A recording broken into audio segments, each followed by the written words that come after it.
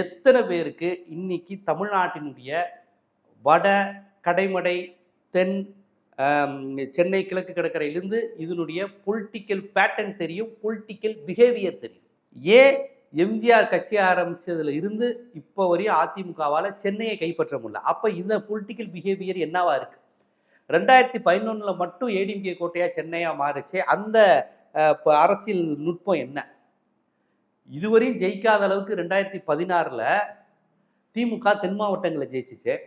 இதுவரை வெற்றி பெறாத அளவுக்கு 2016ல் வட தமிழகத்தில் அதிமுக ஜெயலலிதா அந்த அளவுக்கு வெற்றி பெற்றதுல ஜெயிச்சாங்களே, அதுக்கான ஸ்ட்ராட்டஜி என்ன? அதுக்கான கூர்மை என்ன?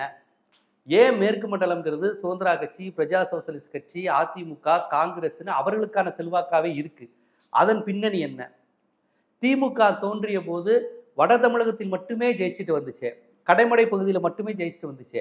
57-62 ரிசல்ட்டை பார்த்தீங்கன்னா உங்களுக்கு நல்லா தெரியும்.